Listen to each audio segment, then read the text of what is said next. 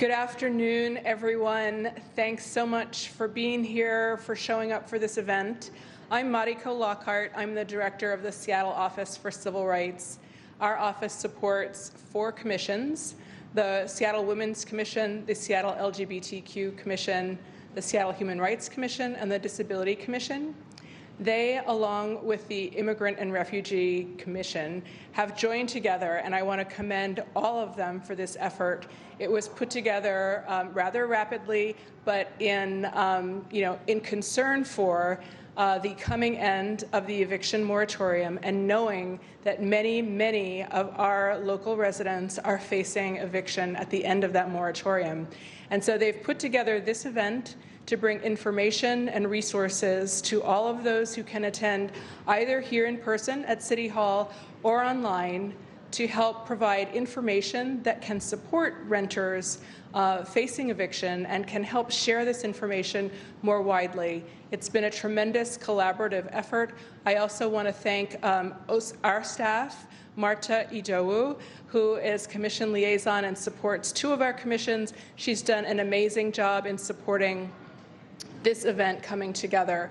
And we have great information for you. A number of representatives from the commissions will each come up and speak, so you'll get to know them and a little bit about their commissions. So without further ado, I'm going to bring up Anquida and Rebecca, who will start our program.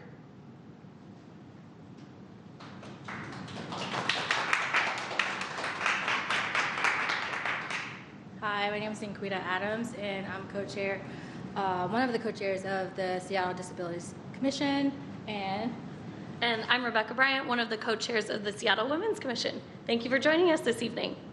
So we're here because we wanted to make sure that we allot everyone and anyone that needed an understanding of what and how to protect themselves during after the moratorium. And so we want to make sure that we get certain people that are in the room to make sure that you can actually effectively navigate through the situation of being evicted or non-evicted.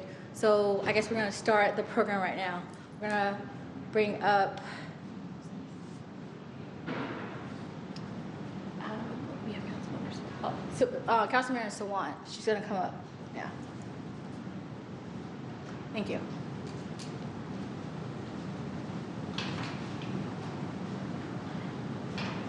Thank you. I'm virtually speaking with you all. Good evening. I hope you're able to see or at least hear my words. I really appreciate you all including me and my office in this program. I really appreciate all the work done by all the members, the leaders in the commission, and all the city staff who are supporting this work.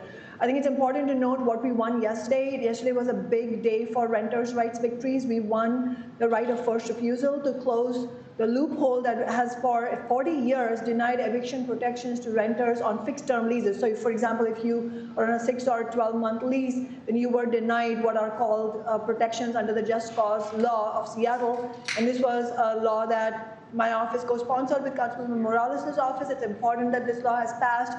I also sponsored another extremely important bill, which is the ban on school year evictions of children and all public school workers. And this was a huge victory yesterday because it passed in its original form with no watering down amendments. And so at this moment, when this law goes to effect, Seattle will have the nation's strongest evictions protections for children and public school workers. And we are really hoping that renters and renters movements in other cities are able to follow this and also put in place similar laws in their own cities to protect children and educators and all staff at public schools. And also importantly, yesterday, we were able to get a unanimous vote on our resolution from our office urging the mayor and the governor to extend the eviction moratorium. As Mariko correctly said, this is a huge issue because when the eviction moratoriums expire, if we allow them to expire on June 30th, we know nationwide economists have predicted that there will be a tsunami of evictions. It's not 1 or 2 people's opinions. This is what statistics are telling us that this could happen. Very likely, unless the eviction moratoriums are extended. That is why the passage of the resolution is extremely important. But that's not enough. It is just a resolution. It needs to actually be done. So we need to continue urging Mayor Durkin to extend the moratorium to the end of this year. And that's why I urge you all to join us on June 24th at our public rally that we are organizing at Cal Anderson Park. Please share the word.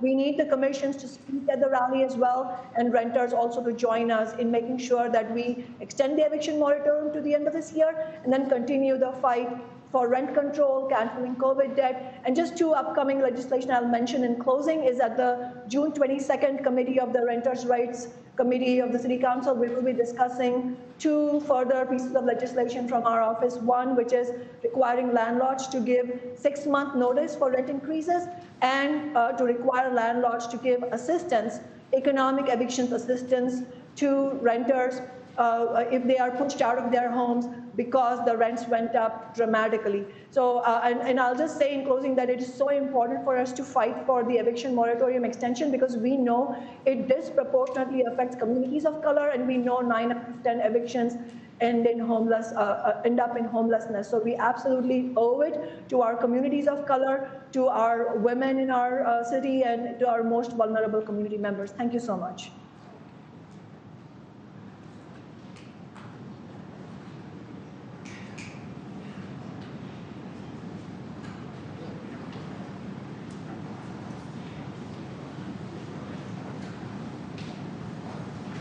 Thank you, Councilmember Sawant, for those remarks. They're powerful and remind us of the situation that our communities are going to be facing. So with that, we're going to bring up representatives from, I believe Devin is going to speak. Okay, all right. Hey everybody, my name is Devin Silvernail. I'm District Director for Councilmember Morales. Thank you for having us tonight. I'm really happy to be here tonight to be able to talk to y'all on behalf of our office. I wanted to speak to you tonight about several pieces of legislation that we have passed throughout this past year that will benefit renters post-pandemic. So the first being a piece of legislation that we passed last year that would basically forgive any kind of eviction that happened during the pandemic. So for example, if you were to be evicted from your house for non-payment of rent, typically that eviction would follow you around on your record for the rest of your life, essentially, in Washington State. By passing this piece of legislation last year, we're ensuring that that will not follow you around. If you did face eviction during the COVID crisis, it's more than likely going to be caused by that crisis. And we wanted to make sure that that doesn't haunt you for the rest of your life. So that is one thing that our office passed last year with kind of much like what Councilmember Sawant had said earlier, through tenant organizing with the help of renters. The second piece of legislation I wanted to talk about, and Councilmember Sawant has touched on actually the next two that I'll talk about.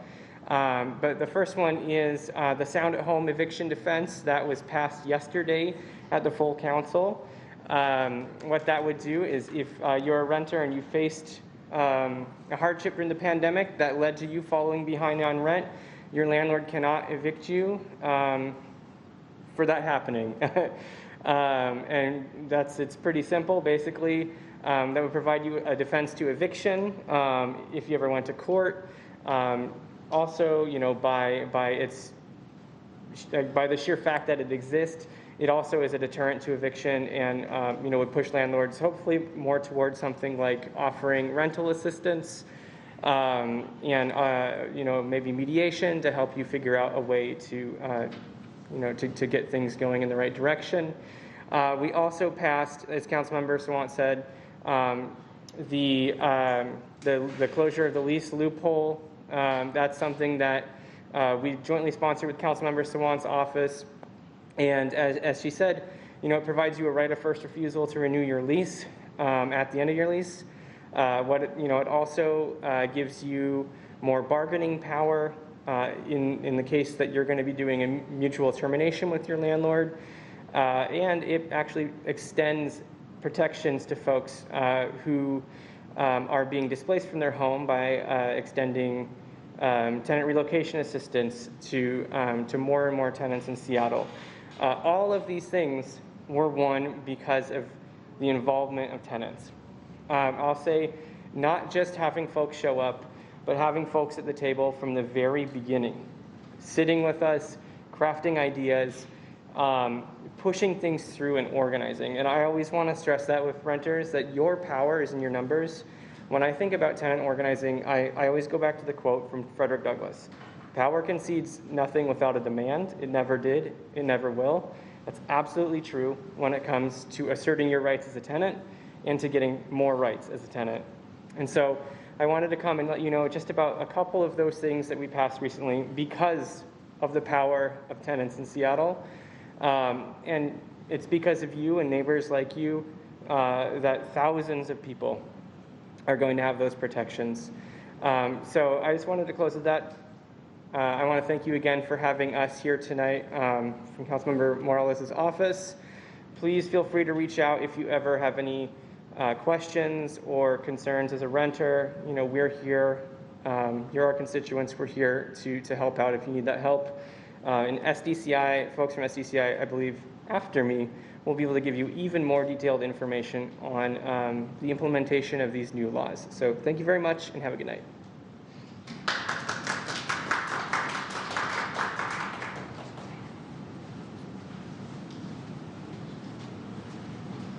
Thank you, Devin.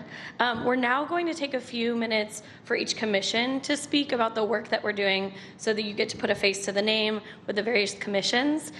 So this evening we're going to start with Hannah Wilson with the Disability Commission.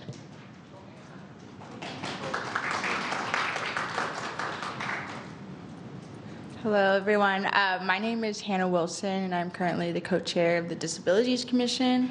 I'm really happy to be here tonight because one of our goals this year is to start restructuring the commission to reach out to grassroots organizations and reach out to them in a way where we're building that relationship with our constituents, with our community, in order to see what their needs are and talk about how renters' rights is also, all related with food, housing, education, healthcare, disability rights, all of that. So I'm really excited to be here, push forward that effort.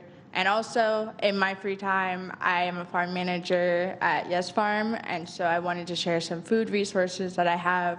I'm really encouraging folks to come and check out the Black Farmers Collective if you're a person of color. We're really trying to address the issue of food apartheid in the city, especially with folks of color not having access to fresh produce. And so if you want gardening space, we have resources for that and many other ways to get access to fresh food through food banks and different mutual aid efforts. So feel free to reach out to me for any of those needs. Thanks for having me.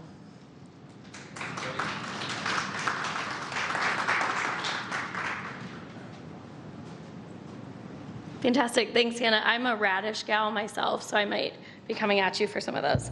Next, we have Deontay Damper from the Seattle LGBTQ Commission. Hello, my name's Deontay Damper. My pronouns are he, him, and I am a co-chair for the LGBTQ Commission's office for the city. I can say many things of what the LGBTQ Commission's office has done over the past year. We have talked about accountability for all of our community members, not just advocating for just our LGBTQIA and non-binary brothers and sisters, but when there was strife in the community, when it hit our Black brothers and sisters and non-binary folks, we stood our ground, and we are continuing to do that today. When we're talking about renters' rights, we have to think about the 6% of the population out here that are LGBTQIA that are facing homelessness. That when we talk about a health crisis, when we talk about a crisis in our community, we have been talking, before you go to flag raising in our community, think about the safety of that trans woman or non-binary person that has been standing in the space screaming for shelter or safety. We want to also highlight the LGBTQ Allyship. They have great resources in the spaces of housing, as well as the Seattle Urban League as well. But I do want to make sure that I would not be standing here if I I would not be able to stand here if I could not affirm enough to community members when it comes to the LGBTQ Commission's office. Before you get to flag raising, learn how to protect, educate, and build our LGBTQIA brothers and non-binary and two-spirited brothers and sisters and non-binary folks. Thank you.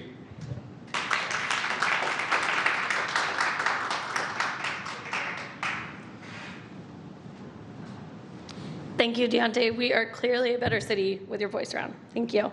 Next up, we have the Human Rights Commission with Amanda Richter speaking.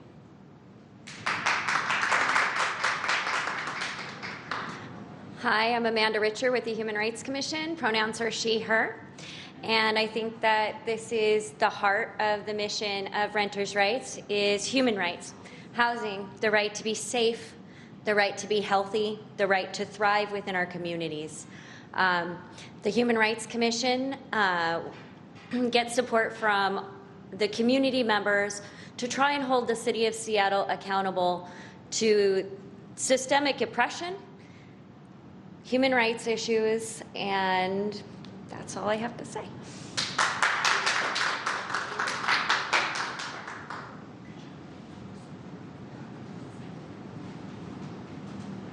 Thank you, Amanda. And Amanda's been a part of the commission for, I think, a couple weeks. So she was incredible, and we are lucky to have her. And as I mentioned before, my name is Rebecca. I'm one of the co-chairs of the Seattle Women's Commission. I've been a member of the commission for about a year, so most of it's been virtual. But I think it's been a really interesting time to see our city come together and to also better understand what women in our community need. So a little bit about the Seattle Women's Commission. We're a committed group of individuals. We come together as volunteers to research, analyze, and make recommendations to the mayor, the city council, as well as city departments on issues facing women in Seattle. We meet monthly as a full commission, and we meet more frequently as committees to address a broad range of issues. These include economic opportunity for women, women's health and disparities in health outcomes, which have become even more critical in the COVID pandemic. We also are concerned with violence against women, and especially with tonight, we are concerned about the unique challenges of housing and homelessness that women face in our community. So that gives you a sense of some of the city's commissions. We are here for you, we're here as a resource, and we encourage you to reach out. For the rest of this evening's programming, I'm going to welcome to the stage Dulcie O'Sullivan with the Seattle Department of Construction and Inspections.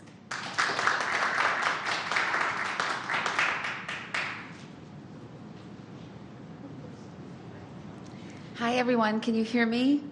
I'm often accused of having a sort of low, soft voice, so I just want to make sure everyone can hear me. Good evening, my name is Dulcie O'Sullivan. I lead a program called Renting in Seattle. It's housed within the Department of Construction and Inspections, and essentially it is the city's central hub of resources for Seattle renters. And it came to be through collaboration with all the departments across the city that touch on housing. But I would say our main partners in this is the Office for Civil Rights, and we do a lot of education and outreach together. And we are both the main enforcement agencies for rental protections and for housing laws. Can we go to the next slide? So these are some of the things that make up the resources and our investment in the community. We have a robust enforcement team of housing law specialists, and that means that tenants who have substandard housing conditions or who are having difficulties with their landlords can call our helpline and get in touch with somebody who can help, either with information or with enforcement action. We also have a dedicated website. It's www.seattle.gov/renting in Seattle. It'll be up on the last slide. And that basically covers the rental cycle from searching for housing all the way through leaving housing. We also publish the Renter's Handbook. This is the first year that we've published it. We're excited about it. It's a much better document than what we had before, and hopefully everybody will read it. So that's my plug for our Renter's Handbook. It's published in 12 languages, the most spoken languages in Seattle, and as are all our informational infographic materials. We also do education and outreach. In fact, it was... Thank you. There was no closed captioning, so... Oh, I'm sorry. I'm glad you said something. Are we good? Okay. We also do education and outreach and technical support. And in fact, it was my great honor to work with Debbie Carlsen, who's going to be our featured speaker tonight, with her organization, LGBTQ Allyship. Excuse me. I have a little bit of dry mouth. Yeah, so we try to work with community organizations. We're investing over $1 million in grants to community organizations. We have a small grants program for grassroots organizations. We provide technical support to landlords so that they can do right by the tenant protections that Seattle has. And we can also do information and referrals. For example, if a tenant calls, they usually have multiple issues going on. It could be housing, it could be discrimination, it could be something to do with their lease agreement, and they can get all of that information in one place. So I'll go to the next slide. So this is our helpline number, 206-684-5700, and our website address is underneath. It's www.seattle.gov/renting in Seattle. Thank you.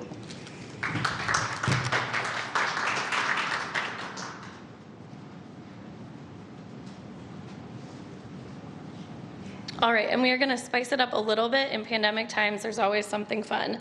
We do have a representative from the Immigrants and Refugees Commission, who I believe is online. Peggy Lau will say a few words. Hi, thank you. I just want to, my name is Peggy. I'm with the Office of Immigrant and Refugee Affairs. I'm the commission staff with the city and for the commission. And I just want to say thank you so much for the Human Rights Commission, Disability Commission, and Women's and LGBTQA Commission commissioners for hosting this event. This is a really big issue, housing issue. It's really critical and important in the immigrant and refugee communities. So I just want to say something and then show the support and also representing the Immigrant and Refugee Commission. Thank you. Thank you, Peggy. Good afternoon, everybody. I am Tyrone Grandison, one of the co-chairs for the Seattle Human Rights Commission. And this evening, I have the pleasure of introducing organizer, a field director, a community relations lead, the ultimate ally, so to speak, and who also happens to be the executive director for LGBTQ Allyship, Debbie Carlsen. And Debbie is gonna share with us from her vast reservoir of knowledge and hopefully empower us tonight. So with that, Debbie, the floor is yours.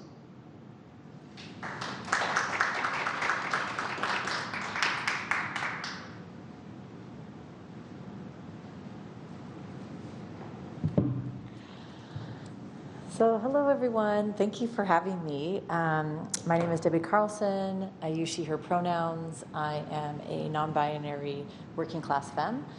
I'm going to talk a little bit about, I'm hoping this will be more conversational a bit, because I have a feeling like this is a room full of a lot of experts. So I could talk a little bit about what Allyship does and kind of some of the things that we've been experiencing, especially since the pandemic, and how the LGBTQ renters that we've been working with, some of their stories. I do want to acknowledge that this is an old, like we do, like what Dulcie said, we do trainings. And so I am not actually the presenter of our renters' rights trainings. It's actually our two staff members, Taylor and Katrina. And this is actually a representation of a training that we did. What I can tell you and how I actually met Anquida is that we have formed a LGBTQ organizing renters' rights committee for LGBTQ folks to really have a space to talk about what's happening, but also to organize, particularly from a unique LGBTQ equity lens, kind of, and that connecting with racial justice, disability justice, gender justice. One of the things that we come across a lot is that tenants that we work with often have a very intersectional lens. It's often LGBTQ folks who are living with disabilities. It's often trans folks. It's often LGBTQ folks who are BIPOC. And it's that intersectionality combined with be low income or cash poor that makes folks the most vulnerable as tenants in our experience. So some of the things that we've experienced, we've been helping renters that, for example, what we call shadow evictions, which are, like for example, we were helping this one queer and trans kind of household they were experiencing discrimination from actually not their landlord, but co-tenants, other tenants. And they were being harassed as they were coming to their home. And they didn't feel comfortable. They had talked to the landlord didn't do anything. They didn't feel safe in their own home. And so even in the pandemic, during COVID, they decided to move, which is really risky and hard and it costs a lot of money. But for their safety, that's what they decided to do. Now, technically, that would be like an Office of Civil Rights issue if you went to the Office of Civil Rights, but that's not where they wanted to go. They needed housing right away. And there's not an actual, I don't think that right now our laws are actually helping or protecting those types of evictions, those types of shadow evictions, and that we want to work with community about how can we ensure that folks are safer under those circumstances, for example. We've worked with tenants who are trans, folks with disabilities, who are being harassed from their landlord, who are behind in their rent, and it's complicated. Like there's this one particular, and I think Acquida knows what I'm talking about, but there's combination of domestic violence as well as harassment, and then also discrimination around disability rights. And they stayed in their place, but barely, because their landlord has been trying to get them out, and they've been fighting it all along. These are some examples of laws of people that we've been working with, and kind of that intersectionality. And one of the things that I wanted to ask you, because I'm kind of like seeing all of you, I wonder if you, within your own communities, have your own stories around how folks right now are struggling with housing, particularly during COVID. Does anybody want to share or talk about something that they've heard out in the community? Stories? Yeah. I work in the homeless sphere with people that are in house. So yeah, I guess that I know lots of people that are struggling with housing, insecure house, in tents, on streets. So I hope that we get some stronger protections, and I also hope that we get to the point where we understand that housing is a human right. So I agree with you. The protections need to be stronger, but as far as housing insecure, I know thousands, and a lot of them are every day facing death. So I don't know if you wanted a particular story or situation. No, just whatever. Yeah, no, just kind of asking in general. If people have either have examples of people within their community that are dealing with, it could be harassment from landlords, because that's what we hear a lot. that landlords are demanding that they pay even though folks are unemployed or they're underemployed, and in fact they can't pay. I mean, we're in a pandemic.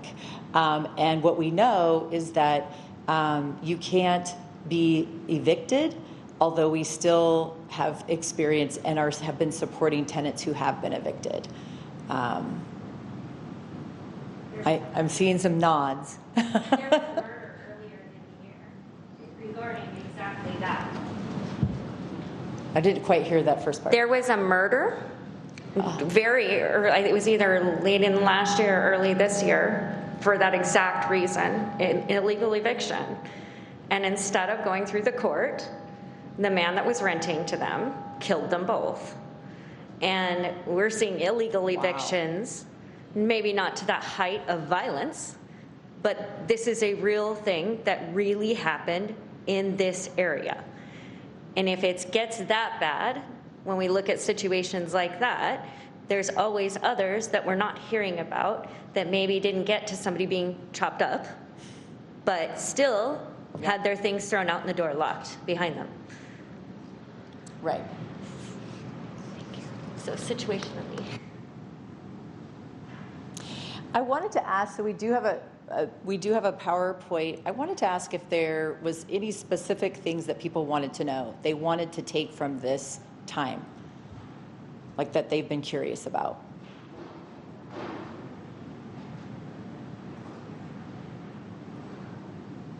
Are you wanting to know generally about tenant rights? Okay. All right, so these are some of the things that I was hoping to cover so that folks can help your communities, because what we know is the moratorium eviction moratorium is going to end on June 30th, so we know now. And so one of the things that Allyship is doing is we're trying to really prepare our community on what they can do and what they know what kind of rights, what resources they have. So we want to talk about resources, we want to talk about some renters' rights, talk about payment plan options, and then also, if it gets to that point, a little bit more about the understanding eviction court and what people can expect and what you can do. So I'm also really open to any questions throughout the time that we have together that come up, so we can kind of do this free-flowing conversation, if that works for folks. So if you want to, one of the things that I wanted to really emphasize is when it comes to disability accessibility, for folks who do have disabilities, if you don't already know, you do have the right to ask your landlord for accommodations that will help you stay in your place safely. And that there is actually a process for that. And it's something that tenants can engage in their landlords with and discuss what that looks like. There's not like a code of like, you'll get this, this, and this, but it is a discussion. And it's something that we're finding that a lot of folks, tenants that we work with, don't know about, so we want to introduce and then also support them in that process. And I know Dulcie is here, and I'm feeling a little self-conscious because you're kind of the expert in this. So will you chime in if there's some important information? Okay. And so, but I wanted to make sure that folks know this, because what we're finding like I said, in the communities and the tenants that we're working with, people don't even know that they have that right. Secondly, something that's really important that we've come across is that regardless of your immigration status, all of these laws still apply to you. So we want to make sure that it doesn't matter if you're undocumented, documented, you have tenant rights in Seattle. And that all of these rights that we all have, regardless of our immigration status, we all have them. One of the things that's also coming up for us is that we're hearing from tenants that like they need repairs to happen, and their landlords aren't responding. And the landlords are just thinking that because it's COVID, they're not responsible for repairs, and that's actually not true. So it does matter around, you still, like, it is still okay to, there's gray in the area of like being safe, and there needs to be that acknowledgement. And even some tenants don't want, for example, someone to come in to repair, but the law still stands and you still have rights around repair. And that can be, one thing to note is that if there is something that is urgent, like you don't have heat, you don't have water, the landlord has 3 days to repair. There's other types of repairs that there is like a 10-day span that the landlord does need to respond and start that process. What we're recommending and what we tell our tenants or our community is that put everything in writing. So email it. Email your request and date it so that you can have a trail, a paper trail, in case you come to us and say, hey, I don't have water and it's been 30 days. Like, and here's the paper trail, here's the email trail, so that we can help you to connect with the Department of Construction and Inspection, and we can work and make sure that this happens, that your repairs happen.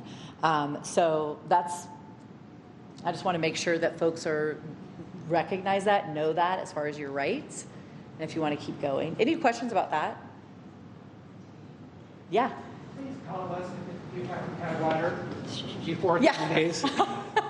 Just, you say that again. Yeah, just please, if you don't have water, don't wait 30 days. Call us earlier than that because we can send an inspector out and give some help. We have worked with a tenant that didn't have heat for like 6 months, and they had been trying, and the landlord just, they had been connecting and trying, and the landlord just wasn't responsive. And we guided them. We sent them to you all.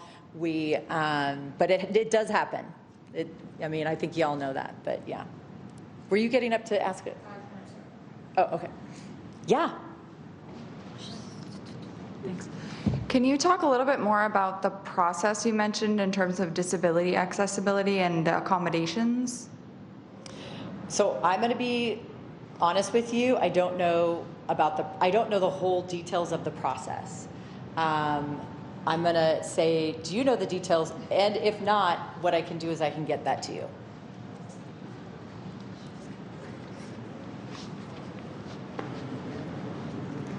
So I'm going to be honest too. We're all going to be honest. I am not a fair housing law expert. That is the jurisdiction of my partners in the Office for Civil Rights. But because I do so much training with them, I can offer that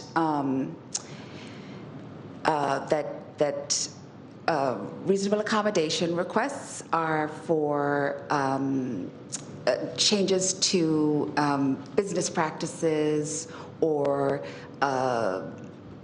ways you handle things in order to facilitate somebody with a disability. So a very clear example would be I have a physical disability that requires me to not walk long distances. I need a parking spot closer to my unit. So that would be a reasonable accommodation request.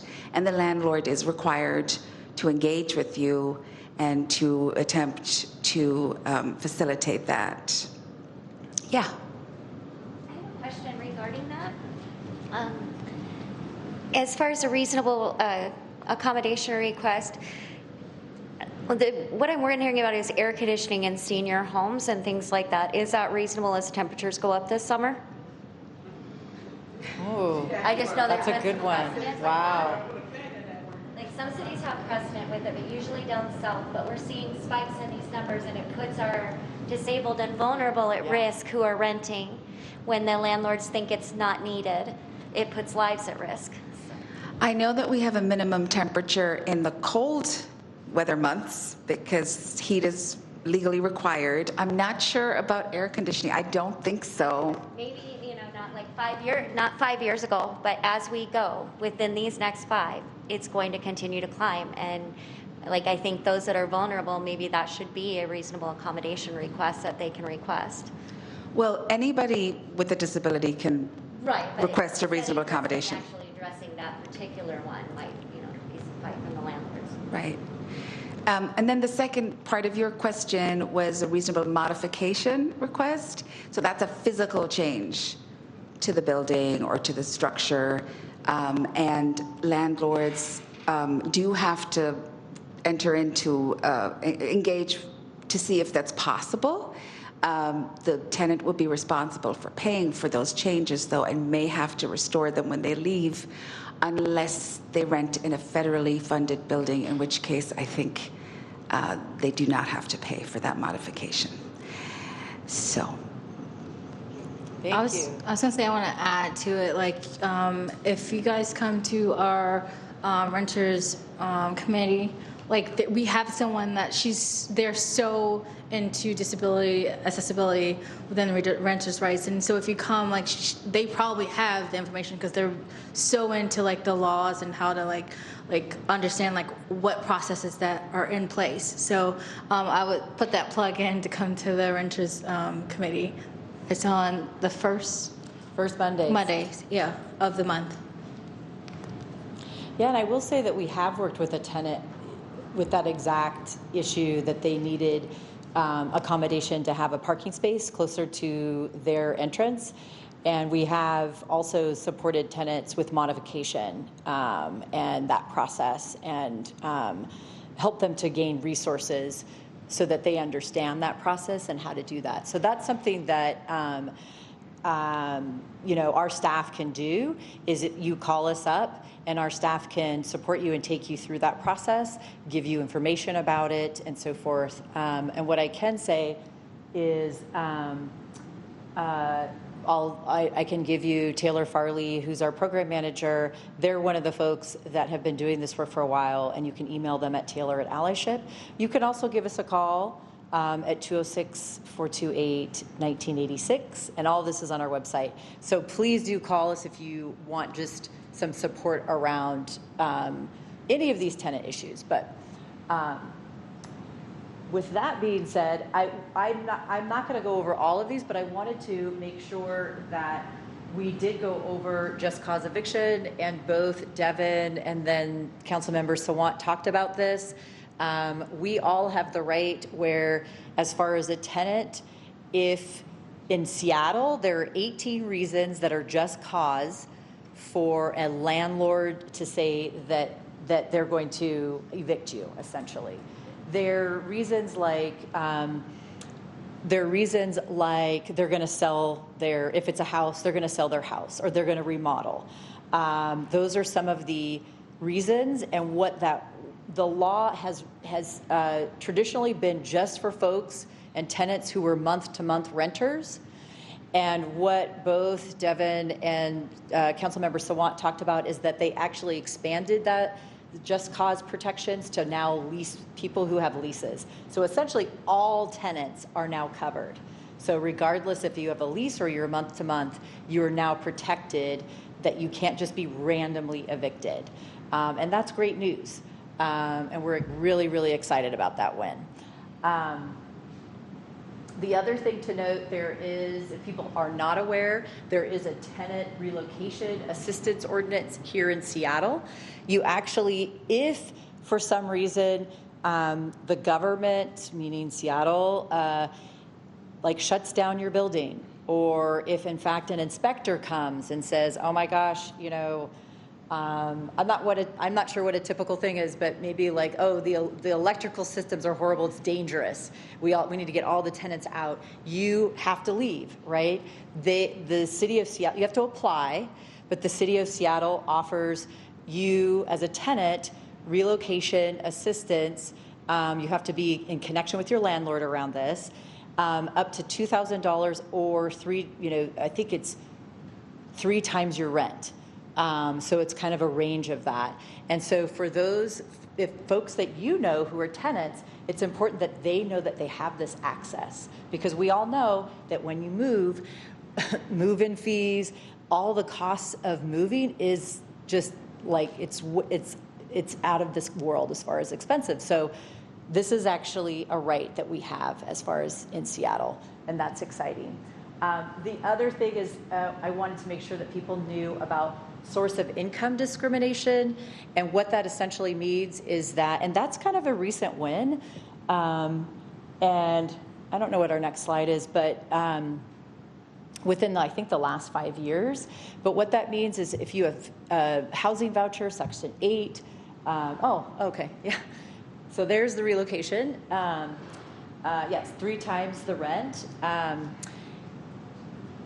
If you want to, I think maybe to the next slide, source of income, it was in 2018, that regardless of how you pay your rent, maybe you pay your rent through alimony, maybe you pay your rent through, undocumented ways, like it doesn't matter. Your landlord cannot discriminate based on how you get your rent paid.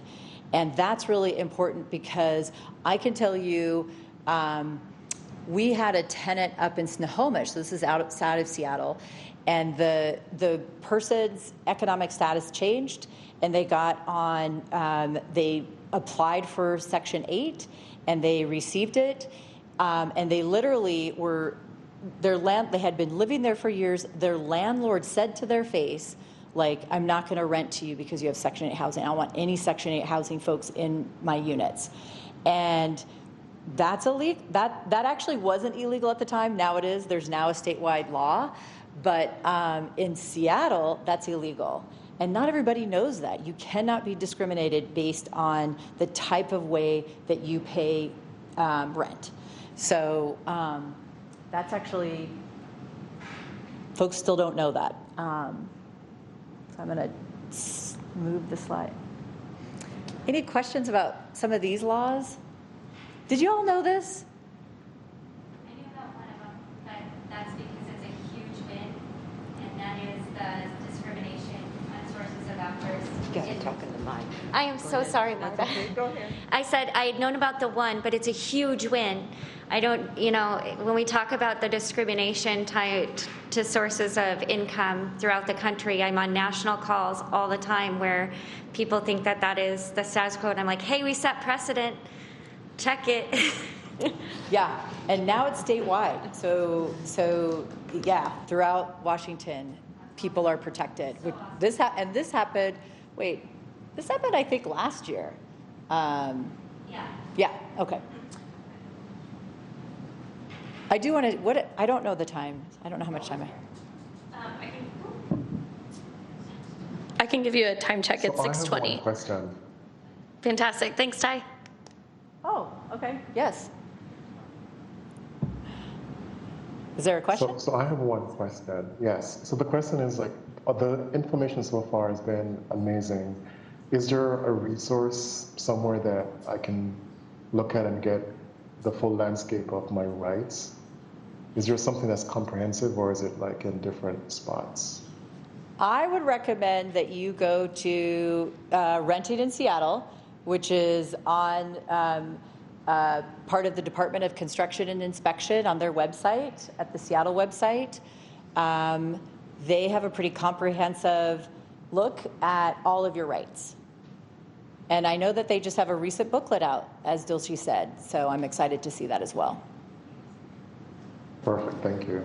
Yeah. The address for that website is www.seattle.gov/renting-in-Seattle, all one word. Thank you. Perfect. And then you had your hand up.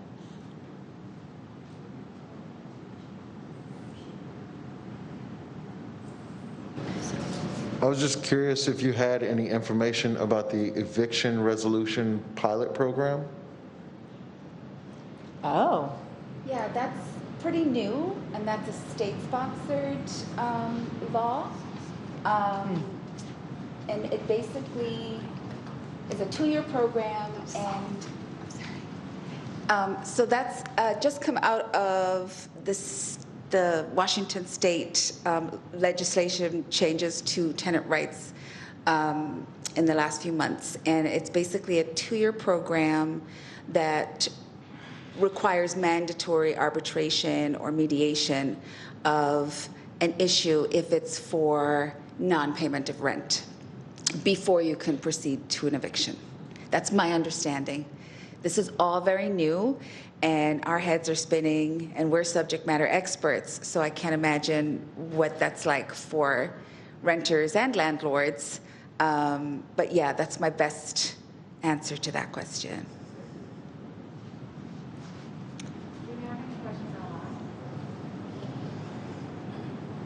Are there any questions online? Oh, okay. What I can say in Seattle is that, like, after June 30th, if that actually is not extended to the rest of the year, which is in fact our ask, like Councilmember Kshama Sawant said, we do want to extend the moratorium till the end of the year, and Allyship and other organizations are fighting for that. But in case that doesn't happen, Seattle actually passed, I'm not sure if it was an ordinance, but it is in effect that tenants have still 6 months after the moratorium ends to create a payment plan and start paying back rent if they are behind in rent. So for Seattle tenants, the moratorium does not mean an automatic eviction. You do have this 6-month period. And I did not know that it was a 2-year extension statewide. So that's awesome. I do know that. You mean the pilot program about? Okay. So when you say pilot program, does that just mean there's a few tenants that get to experience that? No, I think they're just trying it out.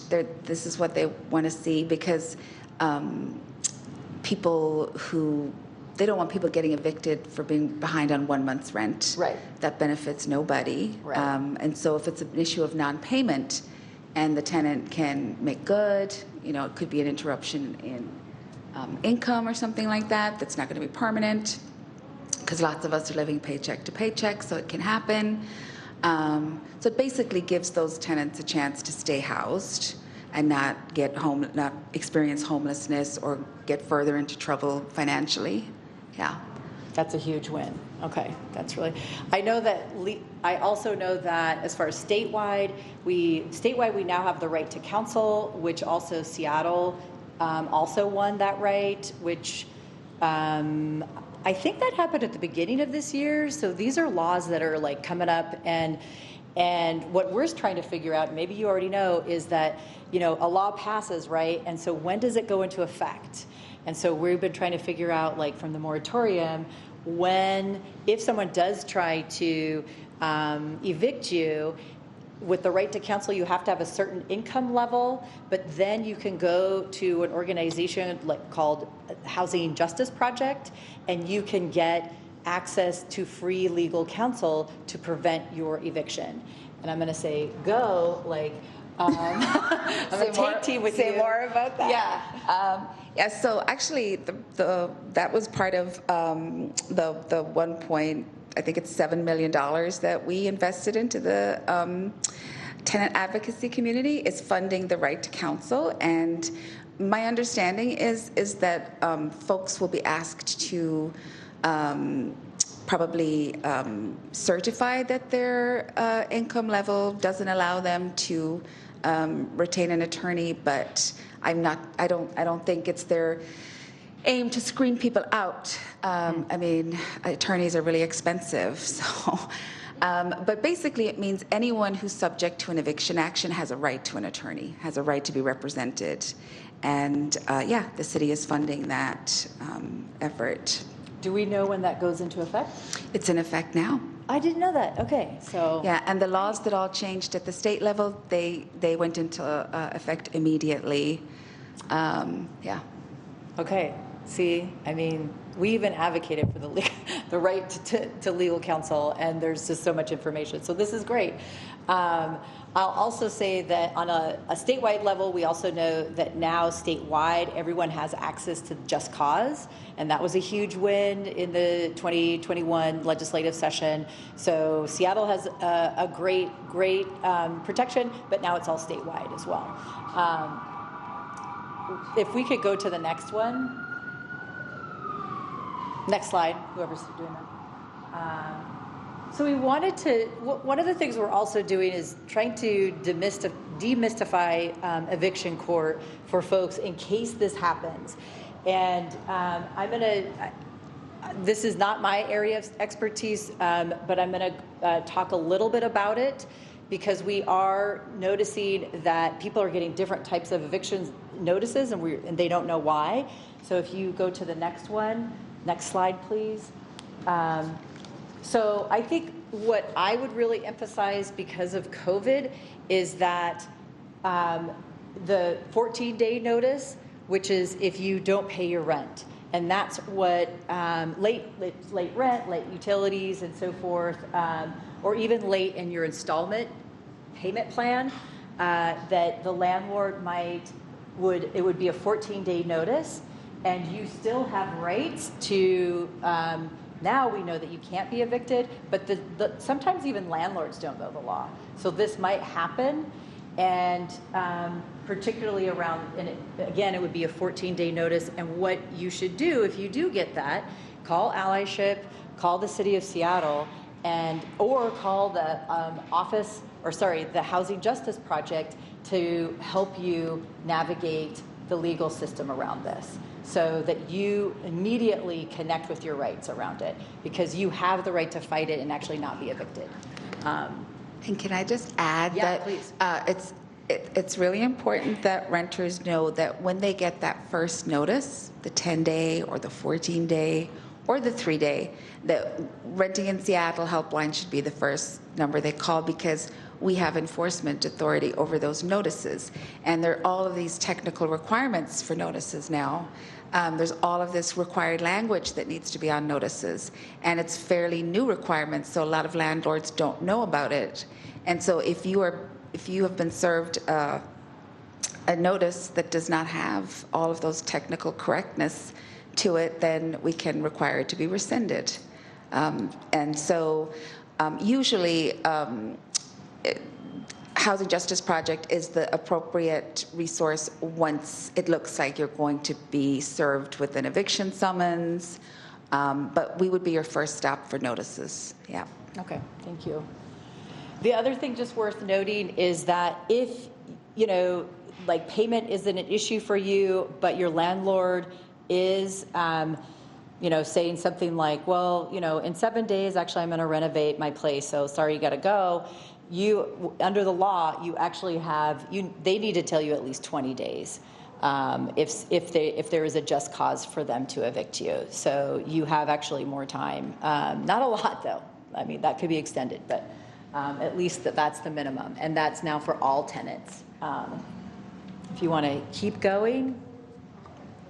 There was a couple of questions that have come in online, so I just wanted to get on and let Ty know, who's on with us remotely, that there's a couple of questions, and I've sent them on to you. Yes, perfect. So the first question is, Section 8 vouchers can be used at any apartments. Is that correct? Correct. Perfect. The next one is in the right representation, like who is doing the legal representation? Go ahead. It's the staff attorneys at Housing Justice Project. They would represent for hearings, and then they also have legal clerks and legal staff that help with other things. But they would decide what would best serve you in terms of legal representation. Perfect, thank you. And the third and last question right now is, can we get a copy of the presentation? Yeah, I will. I'll give this. I actually have an updated version with some renter rights videos that I would love to share with you, and everyone can have that. Sure. Perfect. Thank you so much. Debbie, I think there was one question that was sent to me that Ty may have not seen, and it looks like it's from a landlord. It says, I have a resident who is not paying rent but never lost their job. How can I establish a payment plan with them? That's a great segue. Let's talk about payment plans. I think if you keep going, maybe the next slide, who's ever doing that? Yes. So this is actually a graphic that we created to help our community understand, like, what are some simple steps. and this is based on Seattle law. So you can see this is some guidelines on how you can do a payment plan. But here's the deal, and for landlords too, you can initiate the payment plan process either as a landlord or as a tenant. Please do it in email so you have a record. But I'm going to come, in this case, from a tenant's perspective. You're not the tenant or the landlord, but I keep looking at you. And that is, like, let's say you're 3 months behind rent, but you're not employed at all. There's no income coming in. You, as a tenant, we are recommending that people initiate a dialogue with their landlord now through email. You get to decide what's right for you. So that means, like, if you're paying $5 every 2 weeks, that's what you're initiating. Now, the landlord can come back and say, you know, how about 10? Like, you can go back and forth. That is not a violation, but it does need to accommodate your income level and what that is. So it's $5 a month, but it's an attempt, and then you talk about how long it's going to get you to take care of your back rent and your current rent, and then we're going to help you get that rental assistance so that you can get help right away and get your back rent taken care of. But what we're asking, or what we're encouraging folks to do, is to initiate, and the landlord can do it too, initiate that process. We have a couple of samples, even email samples. But go ahead. Is it okay if I answer the question that the landlord asks? I don't think we actually address the landlord's particular question. First of all, I should say that the state just passed. Oh, if you don't mind standing up. So first of all, the state just recently passed its own payment plan legislation. It's a little bit different than the one Seattle passed last year. And so we will have to do some work on harmonizing that, along with a lot of other new legislation that was passed at the state level. But one key thing about the state payment plan is that it does specify the plan has to be reasonable based on the tenant's specific circumstances. And the city payment plan language, we don't have that currently. So that's one thing. But for the landlord, the law requires the tenants to pay rent. That has not changed. And if your tenant refuses to enter into a payment plan, you might have reason to file an eviction according to the law once the moratorium is over. The Dispute Resolution Center would be a good first step to reach out to them and see if you can engage with your tenant and try and get on the same page with regard to paying the rent. Okay. Thanks. And from a tenant's perspective, we're really encourage people to initiate that process so that you don't give your landlord an excuse to be able to evict you. So what we're doing is we're kind of doing a two-prong approach, is we're giving people resources on what a plan looks like.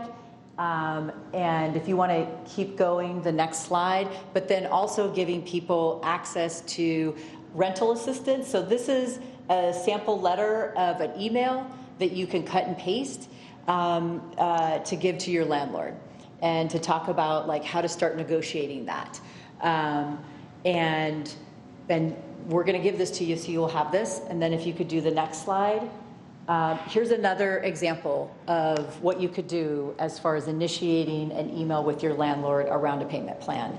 The other thing that I would say too, as far as rental assistance, is there is, and we can provide that link, but it is on the King County website about how to apply for rental assistance. And what you should also know is that your landlord can apply for rental assistance. And the hope is that your landlord will tell you that they've applied.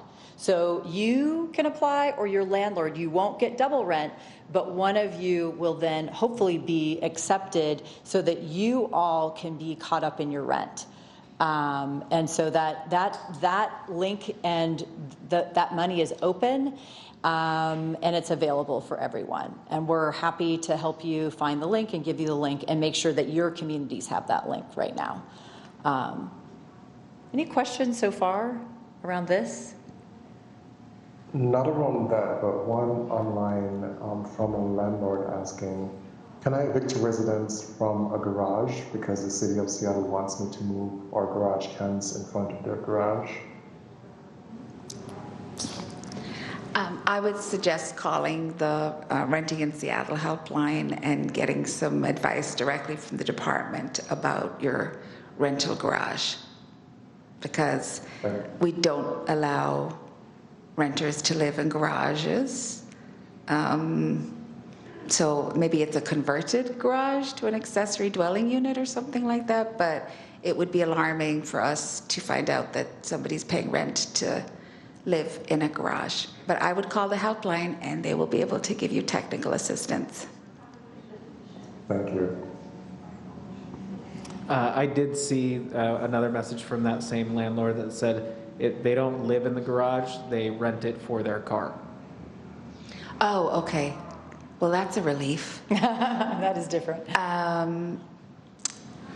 So I'm not quite sure what the question is. Is it that he wants to take away the parking? I'm not quite sure what the question is, but I would suggest you call the helpline.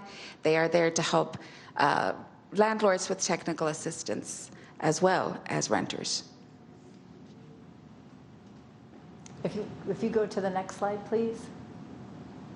We'll just pause. You all have been asking questions. Are there any questions about, like, after the moratorium ends, what you can do? Do people feel pretty confident? Like, yeah, I know what to do. I know what I can tell my friends, my networks. Awesome. I'm glad you're so confident. I love this. I'm not sure what that means, but okay, if you want to keep going to the next slide, please.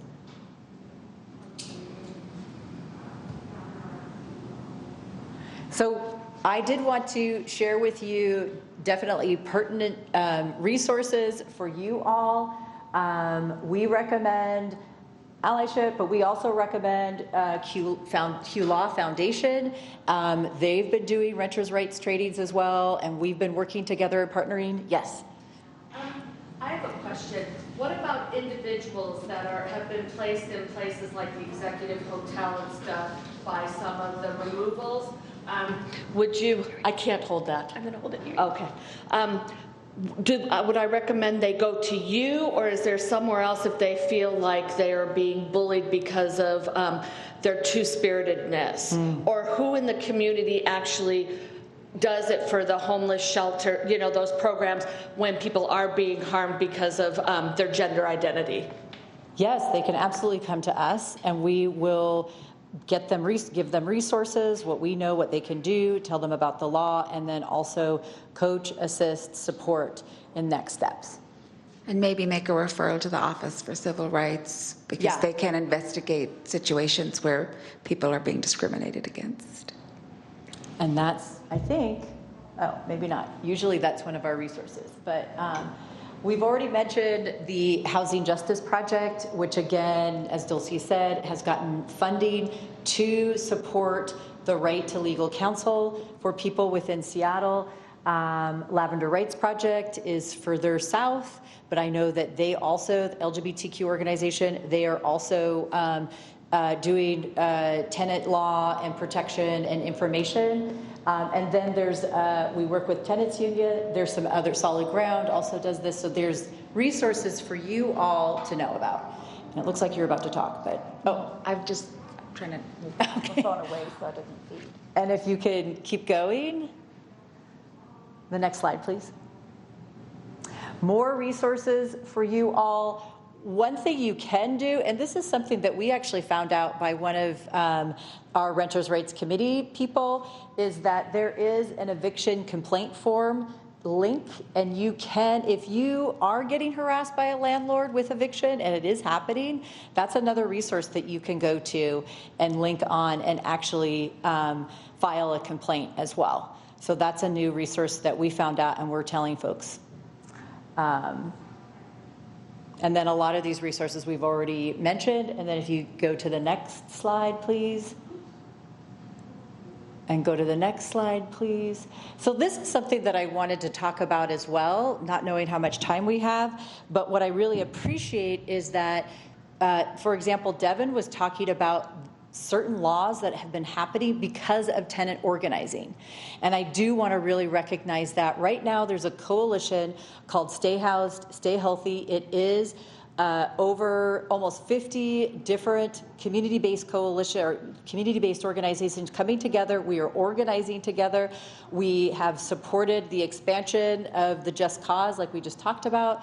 We have been supporting what I'm calling the defense to eviction. So, and Devin talked about that as well. Essentially, that's a new law that literally just passed. We're going to get to know more of the details. But what it means is that if you can't pay your rent because you've been impacted by COVID, that in and of itself is a legal defense for you not to be evicted. So that's huge. That's a huge win that people have, and now you have the right to that. Yeah. Devil's advocate, what if it's a person in a tiny home village? Are they not considered renters? Or would that, if the organization, say, Share Wheel, says you need to leave for whatever, do they go through the eviction process, or are they subject to a different organization for their housing? Are they a renter? Do they pay? Do they pay? Oh, okay, so that's what it is if it's an organization where the person is paying to the other one, not just residing. That is my understanding. If there's something different. The reason I'm wondering is because they're still residing in the place. They're still a tenant of that building. So what I'm asking, I guess, is are they under the same protection that a renter would be? And if so, then are they then not subject to Share Wheel Lehigh, or are they now, do they go through the rental assistance? The definition of renter has been expanded by the state legislation recently. There are increased protections for people under these new definitions who wouldn't have traditionally been considered tenants, including people in camping sites and or mobile home parks. And there is a new protection for transitional housing folks, which would be more like a program. It's not just housing, it's housing plus services. I think that's a 30-day notice that's required now. And there's protections for folks who stay in motels or hotels for 30 consecutive days or longer. It depends. It depends if they meet the definition of renter. My point was just that has been recently expanded. Again, it's so new that I'm not as fluent as I would like to be. But I just mentioned the main ones that I could just remember there. So sometimes, if somebody's not sure they're a renter, they should call us and we can try and see if they meet the definition and if there are renter protections available for them. Yeah. Because it's not always, this is sort of a tangent, but it's not always, money isn't always the thing that establishes whether there's a rental agreement. It can be more complicated than that. But typically it is about, I'm paying you in order to have this roof over my head. Yeah.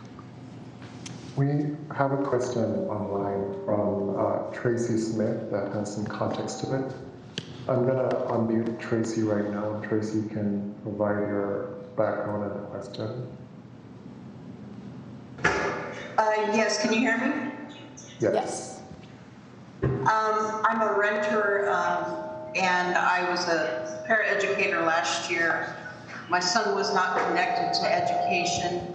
I ended up having to resign so I could take care of his education at home. I went through my savings, and in December, that's when we became behind in rent. Last month, we were told by our landlord, they're all across the country, we were told that they were going to be filing on behalf of the renters. And 3 weeks had passed. I've been setting Google alerts so I know when the EPRAP opens. And when I noticed that it was opening for renters, I reached back out to my landlord, and they told us that they were not going to be filing on behalf of the renters. My son is intellectually disabled. He has autism, and he didn't graduate, so we had to drop out and not connected. Trying to figure out what I should do. I've been through every agency, and I'm just very nervous that this is an additional carrot and no one's helping. So I'm assuming you're talking about rental assistance? Yes. So the main portal is on the site of King County government, and I can definitely get that to you, that portal, and you can apply for rental assistance yourself. We were on the EPRAP list in December. We've actually signed up 2 other times when it opened in March, but then it closed back down. And we're already on the list right now. Oh, okay. But no confirmation. I would encourage you in the meantime to call our helpline at 206-684-5700 and talk to somebody about your rights under the moratorium. I should ask, are you in Seattle?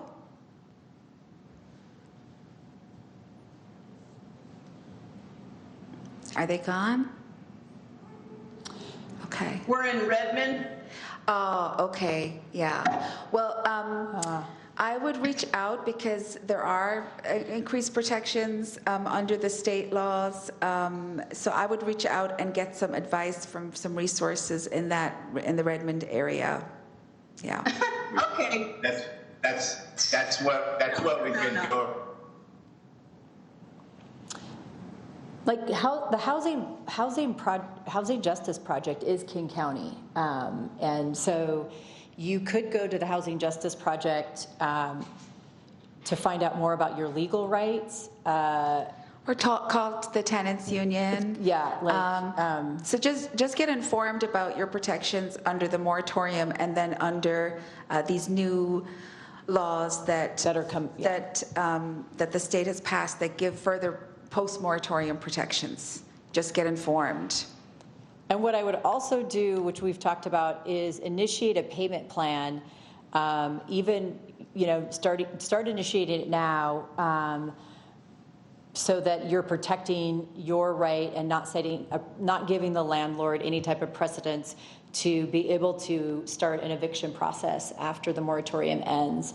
And even after, if the moratorium ends on June 30th and you still, because in Redmond, you in some ways have a lot of ways, you have less protection to start that process now.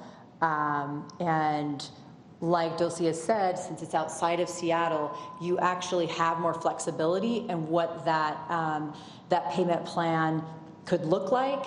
It doesn't have to be some of the standards that Seattle has. Hopefully, because the statewide payment plan standard is actually better for renters, hopefully that will set the precedence. I was going to add to that, it's better in numbers. I know you're saying you're in Redmond.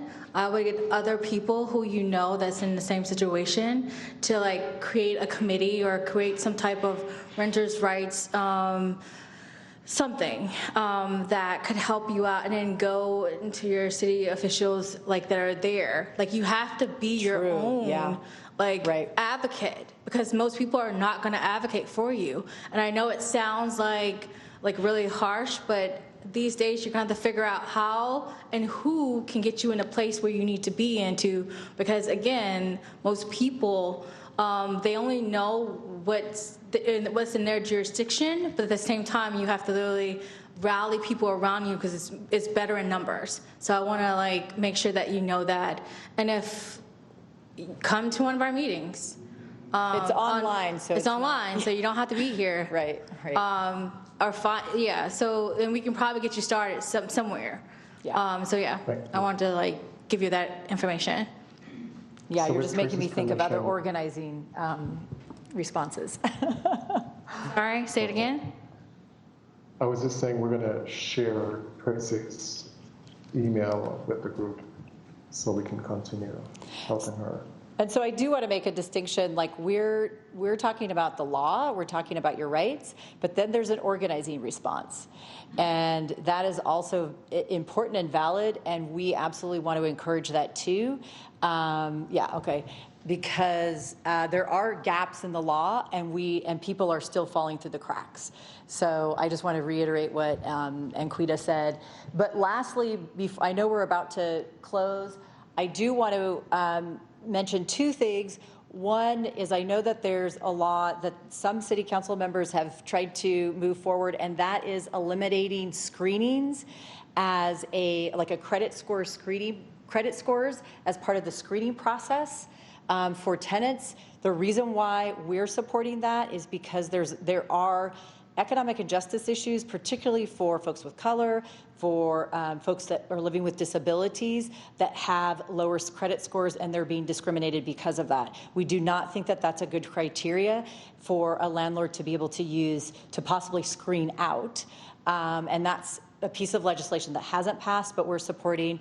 And then also, we would support legislation that would increase the time that tenants have, meaning up to maybe 6 months, like Councilmember Sawant said, that landlords would need to give a 6-month notification before an increase in rent. So we definitely want to increase that time frame. We have found that we have definitely worked with tenants where they've literally had their rent increased by 200, and they had to leave. I mean, that's pretty astronomical, but it does happen. And so, we do need that kind of rent hike regulation. And then I also wanted to note that there is an exciting tenant rights package that we're helping to move forward in King County. So that's in any unincorporated areas in King County. If you have community connections with, folks often don't have a lot of rights in unincorporated. And so I'm going to talk about this and then go to you. Go ahead, yeah. The mic, can you give him a mic, please? Thanks. I was just going to say, I just heard a lot of people, like in Renton, Federal Way, their like rent's been raised during this time. Like I got a friend where he's in Renton, and his rent just got raised coming up in July. So like, it's a pandemic, and it's like raised like $200. So like what you were saying, like what can be like, where's the help? You know what I mean? Like that's like a great question. Like he's not in Seattle. I feel like a lot of people that I know don't live in Seattle anymore. Right. And like people, like landlords just having their way. Yeah. So I know like no help for him pretty much. Like what you were saying is like, yeah, he doesn't live in Seattle. He lives in Renton, and his rent has just gone up. Coming up in July, he has to pay like an extra $200 on top of what he's paying right now. And no federal wage raising rent. So it's like, I feel like there's not a lot of help for people outside of Seattle. Yeah, Is all I'm saying. you're right. Yep. Nice. That would be the jurisdiction of Renton, which we do work a little bit with. I know that that's been a statewide law that people have tried to advocate for, that there's a limitation of how, like you can only raise the rent 10%, for example. Because I don't know if that law is passed, and I don't think it is, but I'm gonna go to you, Take Team. Do you know if a law passed just recently that had a limit to a rent hike? Statewide? No, that's considered rent control, and that's actually constitutionally banned at the state level. So, right. But I would say that nobody's rent can be raised during the moratorium. But I think what's probably happening with your friend is that because the state moratorium expires on June 30th, and we believe it will expire, the state one, we're not sure what's going to happen with the city moratorium yet.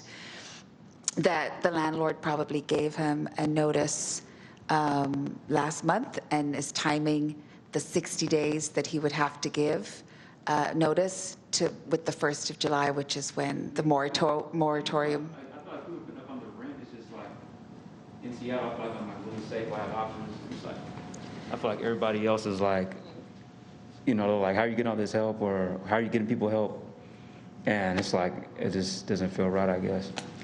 Well, it is changing, though. I mean, it has been encouraging that there's been so many changes at the state level, especially that just cause now applies everywhere, which means that a landlord can't just tell you to leave. They have to have a proper just cause reason, and that really is the biggest win of all for everybody. Spread the word. And I want to reiterate, like, again, like, you're going to have to start mobilizing within those spaces, because if you don't get the answer that you want or that you think that you deserve, you can't just say, okay, I give up. Like, you're going to have to start saying, we're going to have to come in numbers and literally. I mean, I don't live outside of Seattle, Yeah. so I'm fine. I just Okay. got Well. people out in, I'm fine.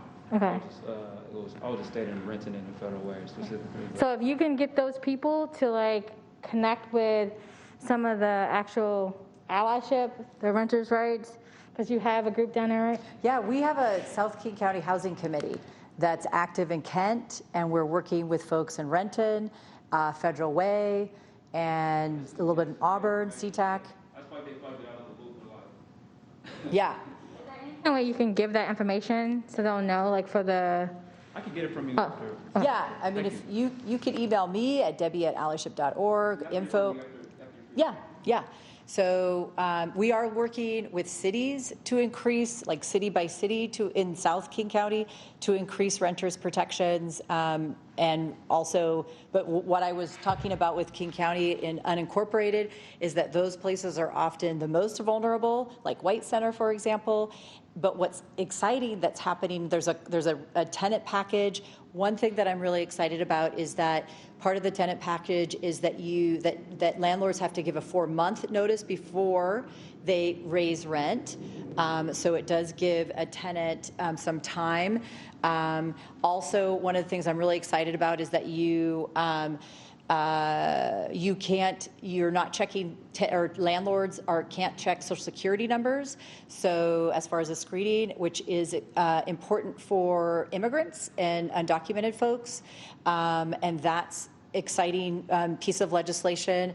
And then also another thing for seniors or people on fixed incomes that, like, let's say you're on a fixed income, but you don't get paid until the 10th of every month.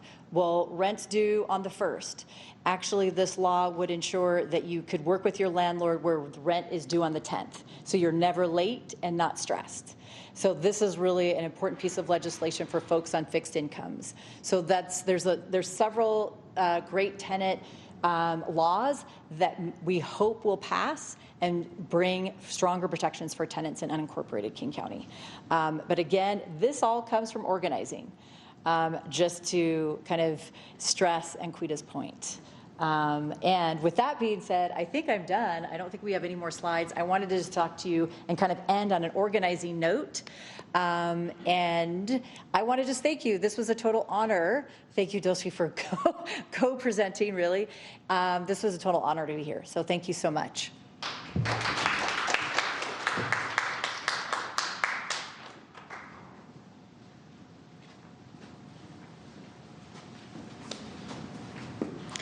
Debbie, that was fantastic, and your co-lead, thank you very much. I will say we want to thank everyone who joined online. Thank you, Ty, for being our voice from above or around. I know there were some great resources shared on the blog that was on the SOCR website ahead of time.